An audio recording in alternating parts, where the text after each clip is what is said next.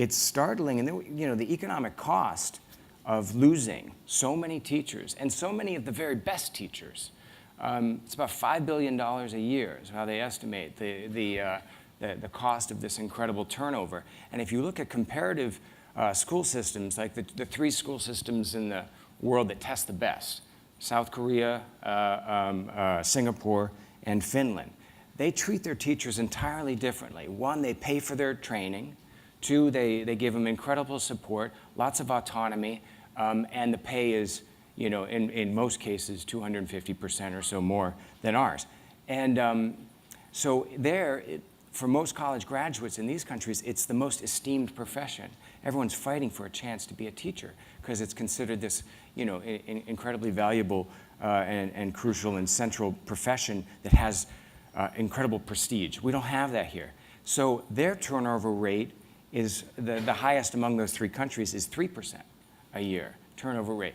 So if you think about all that institutional knowledge that stays in the classroom, all that stability that stays in the delicate ecology of a school, all of these things, and so we wonder why we can't gain ground in our school system and why we keep falling behind.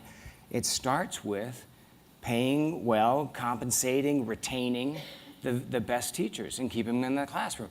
So, and you know, and the Bill and Melinda Gates Foundation has spent, you know, almost $500 million on research.